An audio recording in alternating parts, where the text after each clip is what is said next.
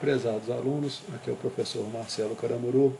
Sejam bem-vindos à nossa sexta aula de redes de computadores. Ok? Esse vai ser o sumário da nossa apresentação. Nós vamos falar de digitalização, sinalização digital e analógica, sinalização multinível e multiplexação. A fonte é o nosso livro de redes, páginas 59 a 69 do capítulo 3.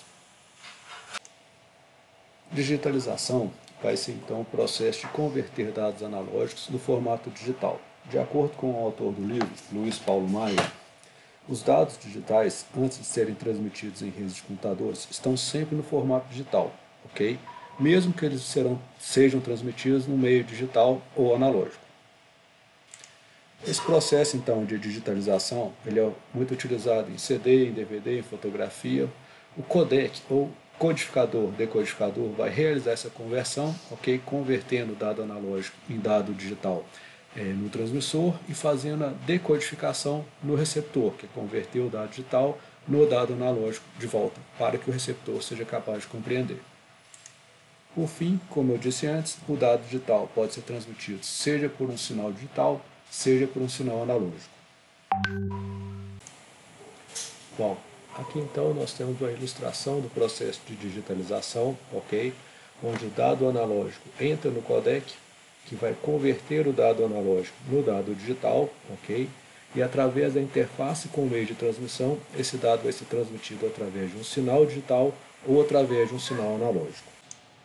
A forma mais comum de digitalização é a codificação PCM, do inglês Pulse Code Modulation, ok? Ou modulação por código de pulso. O sinal analógico, então, ele vai ser amostrado periodicamente de forma a formar um pulso estreito que é modulado por amplitude, ok? Cada um desses pulsos vai ser quantificado, vai representar um nível, um conjunto de bits, ok? Dessa forma, eu vou tentar representar o sinal analógico através de uma quantificação digital periódica. Para ilustrar o que foi dito antes, vendo a figura aqui fica mais fácil, ok? Então a gente tem um sinal analógico e esse sinal analógico, então, ele é amostrado periodicamente ao longo do tempo e quantificado de acordo com o número de bits para representar a amplitude máxima aqui dentro desse sinal analógico, ok? Então nesse instante aqui foi codificado como 4, ok? Variando aqui, então são 3 bits, variando de 0 a 7. Esse instante 0 aqui foi quantificado como 4, no instante 1 quantificado como 6, no instante 2 quantificado como 7. Então, esse sinal analógico aqui ele é representado em forma de pulsos estreitos, ok? Tentando representar o sinal analógico. Cada um desses pulsos aqui é formado por 3 bits. Alguns detalhes aqui da codificação PCM. Então, o número de pulsos amostrados deve ser suficiente para reconstruir o sinal analógico, ou seja, eu tenho que ter uma frequência adequada para poder reconstruir o sinal analógico adequadamente. Okay? Então, o sistema de telefonia comum utiliza 8 bits, com 8 bits eu consigo representar até 256 valores diferentes, variando de 0 a 255, e transmitir a voz humana aqui, lembrando, precisa de uma largura de banda em torno de 4 kHz. Lembrando então do teorema de Nyquist, num canal de 4 kHz eu preciso de no mínimo o dobro da largura de banda para poder recuperar o sinal adequadamente, ok? Então, num canal de 4 kHz eu preciso de 8 kHz para recuperar o sinal adequadamente. Mais ainda, se eu estou trabalhando com a codificação de 8 bits, que é o caso da telefonia digital citado anteriormente, então tem 2 vezes a largura de banda vezes 8 bits da codificação. Eu preciso então de um canal de 64 kilobits por segundo para transmitir adequadamente. O meio de transmissão ele pode trabalhar com sinalização digital ou sinalização analógica. Por mais que ele use sinalização digital, ele pode transmitir dados digitais ou dados analógicos, ok? Se os dados já estão no formato digital, eles estão prontos para ser transmitidos. Se os dados ainda estão no formato analógico, primeiro eu tenho que digitalizar os dados para então conseguir transmitir, ok? Tipicamente a sinalização digital é usada somente para pequena distância por causa da atenuação, ok? E meio de transmissão do tipo par trançado e cabo coaxial. Aqui então nós temos uma representação da sinalização digital. No caso então nós temos um dado analógico que é digitalizado e convertido num dado digital, ok? Que é codificado para um meio de transmissão que usa sinal digital, ok? Então esse dado digital aqui vai ser codificado num sinal digital de acordo com a codificação do meio. Bom, o primeiro exemplo de codificação digital é a codificação NRZL, ou Non-Return to Zero Level, ok? Então ela vai estabelecer um valor de tensão para o bit 1 e outro valor para o bit 0. Então tipicamente está falando aqui que é 3 volts por bit 1 e menos 3 volts por bit 0, podendo ser o contrário eventualmente. Temos aqui então a codificação NRZL representada graficamente. O bit 0 está representado por mais 3 volts, o bit 1 está representado por menos 3 volts, ok? Então sempre que eu quero mandar um 0, eu mando mais 3 volts, o nível de tensão está em cima, sempre que eu quero mandar o bit 1, eu mando menos 3 volts, o nível de tensão está embaixo. E vou representando o dado dessa forma, ok? Através de zeros e 1, sinalização digital. Outra forma de sinalização digital é a NRZI, ou Non-Return to Zero Inverted, ok? Que vai representar o dado em termos de mudanças do sinal. Sempre que eu usar o bit 0, quer dizer que não houve variação no sinal. E sempre que eu usar o bit 1, quer dizer que houve variação no sinal. Aqui então nós temos a representação gráfica da codificação NRZI, ok? Eu mando o bit 0, quer dizer que não houve variação no sinal. Quando eu mando o bit 1, quer dizer que passou de 0 para 1 ou de 1 para 0. Então nesse instante aqui mandei o bit 1, estava em 0, foi para 1, manteve. Chegou nesse instante aqui, mandou o bit 0, ok? Então vai manter o valor em 1. Chegou nesse instante aqui, mandou o bit 0, então vai manter o valor em 1. Chegou novamente o bit 1, o valor que estava em 1 então foi para 0, ok? Então aqui embaixo recebeu o bit 1, passou de 0 para 1, bit 0 mantém em 1, mantém em 1, mantém em 1, chegou o bit 1, inverte e por aí vai. Reparem que a sinalização no meio é diferente dos dados efetivamente do dado a ser transmitido. Por exemplo, o dado a ser transmitido aqui é 0, 1, 1, 1, 0. 1, 1, 1, 1, 0, 1, ok? Que é diferente do que foi codificado no meio. As codificações NRZ, elas possuem problemas de sincronização, ou seja, o clock do transmissor tem que estar devidamente sincronizado com o clock do receptor, ok? A gente vai ver mais para frente esse tipo de problema, mas já na codificação Manchester, vai existir uma transição no meio do período de cada bit. E isso vai ajudar, além de transmitir a informação, a ajudar a sincronizar também o receptor com o transmissor. Aqui então nós temos a representação da codificação Manchester, e sempre que eu for do nível de tensão mais alto para o nível de tensão mais baixo, quer dizer que estou representando o bit 0, ok? E sempre que eu for do contrário, do nível de tensão mais baixo para o nível de tensão mais alto, quer dizer que estou representando o bit 1. Então, como a troca de níveis aqui de tensão é exatamente no meio do período de transmissão, isso serve para sincronizar o receptor com os dados do transmissor, ok? Então, sempre que eu for do nível de tensão mais alto para o nível de tensão mais baixo é 0, ok? E sempre que eu for do nível mais baixo para o nível mais alto, está querendo transmitir, está querendo representar o valor 1.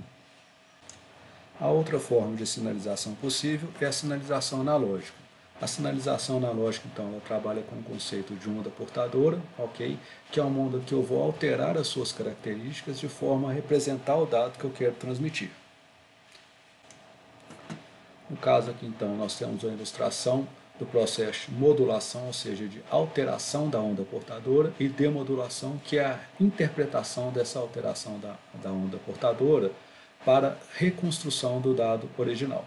Então, tem um dado digital aqui, ok, que vem um processo de modulação que vai alterar a onda portadora para representar esse dado digital aqui através de um sinal analógico, ok? Então, a onda portadora, que era uma onda analógica, ela vai ser alterada para representar aquele dado digital. E lá no receptor, novamente, esse dado que foi alterado, essa onda portadora que foi alterada, ela vai ser reconvertida no dado digital que o transmissor queria enviar. A gente já falou disso previamente, então vou passar de forma mais rápida. Existem vários tipos de modulação. Modulação de amplitude, de frequência, de fase, e uma modulação, que é a quadratura aqui, que vai misturar a modulação de amplitude com a modulação por fase, entre outros. Aqui nós temos a modulação por amplitude, onde o nível menor de amplitude representa o bit 0 e o nível maior de amplitude representa o bit 1. Reparem que ao longo de 1 segundo eu consegui representar 5 bits diferentes, 01, 01, 0, ok? Então eu tenho uma taxa de transferência ou um baud rate de 5 símbolos por segundo. Repare que cada um dos símbolos representados aqui é formado por 4 voltas completas no círculo trigonométrico, ok? Então aqui começa na fase 180 graus, fase 0 graus, volta para 180 graus, durante 4 vezes para formar aqui o símbolo zero, no caso da amplitude menor. Da mesma forma, começa em 180 graus, termina em 0 graus essa parte, e aqui volta para 180 graus, dando uma volta completa no círculo, total de 4 voltas completas no círculo trigonométrico para representar o bit 1 no caso da intensidade maior. Se cada símbolo, então, representa um único bit, e eu tenho uma taxa de transmissão de 5 símbolos por segundo, ok? Então, da mesma forma, 5 símbolos, cada símbolo representa um bit, eu tenho uma taxa de transmissão de 5 bits por segundo. Nessa outra imagem aqui, então, nós temos a modulação por frequência, ok? Então, a frequência menor só ocorreu 2 vezes nesse intervalo de tempo aqui, ó. Vai representar o bit 0, e a frequência maior aconteceu 1, 2, 3, 4 vezes nesse intervalo de tempo, vai representar o bit 1, ok? Então, ao longo de 1 segundo, eu consegui representar também 5 bits diferentes, o que vai me dar uma taxa de símbolos ou um baud rate de 5, e se cada símbolo representa somente 1 bit, eu também tenho um bit rate ou uma vazão de bits de 5 bits por segundo. Aqui nós temos a modulação de fase, ok? Então a fase aqui começando no ângulo de 0 graus do círculo trigonométrico, terminando no ângulo de 0 graus, vai representar o bit 0, começando no ângulo de 180 graus e terminando em 180 graus, vai representar o bit 1, ok? Da mesma forma, igual aos anteriores. Se em 1 segundo eu represento 5 símbolos diferentes e cada símbolo é formado por um único bit, a minha taxa de vazão em símbolos é de 5 por segundo, a minha taxa de vazão em bits é de 5 bits por segundo. Por fim, então, a gente tem a modulação QAM, que mistura a modulação de amplitude com a modulação de fase. Observando aqui, então, o primeiro balde ou o primeiro símbolo, a gente percebe, então, que a fase iniciou em 180 graus, ok? Terminou em 180 graus, e a amplitude é maior, ok? Então, fase que começa em 180 graus, termina em 180 graus, e a amplitude maior vai representar o conjunto de bits 101, ou seja, 5 em decimal. Já se eu começar em 180 graus e tiver uma amplitude menor, vai representar o conjunto de bits 100, ou seja, 4 em decimal. Da mesma forma, então, amplitude grande, começando na fase 0 graus, vai representar o conjunto de bits 001, ok? Então, ao longo de 1 segundo aqui, ó, eu tive 1, 2, 3, 4, 5, 6, 7, 8 símbolos, que é a taxa de vazão em símbolos. Se cada símbolo é capaz de representar 3 bits, ok? A minha taxa de vazão em símbolos é de 8, a minha taxa de vazão em bits é de 24, ok? 3 vezes 8, então eu tenho 24 bits por segundo que essa modulação é capaz de transmitir. Aqui a gente tem um exemplo de sinalização analógica utilizando 2 bits por vez, ou D-bit, ok? Então, se eu mandar uma amplitude grandona, ela vai representar o conjunto de bits 1, 1, ou o valor 3, ok? Um conjunto de bits um pouco menor, uma amplitude um pouco menor, vai representar o valor 1, 0, 0, 1 e 0, 0, ok? Então, em decimal, valor 0, valor 1, valor 2, valor 3, ok? Aqui então nós temos uma sinalização digital de bit, ok? Para representar a amplitude. Então, a amplitude menor vai representar o valor 00, um pouco maior, dando um salto, ok? Porque é uma sinalização digital, vai representar o valor 01. Da mesma forma, o próximo salto para 10 e, por fim, o último salto, no caso de 1 de bits, 2 bits, eu consigo contar no máximo 4 valores diferentes, ou de 0 a 3 aqui, conforme o gráfico. A multiplexação, ou MUX, é uma técnica que permite que diversas transmissões independentes utilizem o mesmo meio. Ok? Com isso eu vou conseguir a máxima utilização do meio de transmissão e vou conseguir reduzir os custos de utilização desse meio de transmissão. A técnica de multiplexação só é possível porque ou o meio não é utilizado 100% do tempo, ou a largura de banda do meio não é utilizada por completo. Então, representando os casos que eu falei antes, a subutilização do meio ocorre porque ou a largura de banda não é utilizada por completo, no caso aqui, a faixa que está transmitindo dados não ocupa toda a largura de banda, ok? Ou a largura de banda não o meio de transmissão não é utilizado o tempo inteiro. Então ele fica ocioso, transfere usando a largura de banda toda, depois fica ocioso novamente. A primeira forma de multiplexação que a gente vai ver é a multiplexação por divisão de frequência, ok? Do inglês FDM. Então, a largura de banda ela vai ser dividida em canais, ok? Cada canal é usado de forma totalmente independente um do outro. Tem que existir uma faixa de segurança entre cada um desses canais, então uma frequência não pode tocar na outra, tem que existir uma margem de segurança entre os canais. Só funciona para sinal analógico, ok? A multiplexação por frequência é utilizado muito em conexão ADSL, rádio AM, rádio FM, televisão e TV a cabo. Aqui então nós temos a ilustração da multiplexação por divisão de frequência. Se eu considerar um plano cartesiano, onde um dos planos é o tempo e o outro é a frequência, eu vou ter o canal 1 sendo transmitido na frequência inicial, ok? Uma margem de segurança é onde inicia a frequência do canal 2, ok? Mais a largura de banda necessária para a transmissão do canal 2, coloca uma margem de segurança para a transmissão do canal 3 e por aí vai até chegar no canal 5.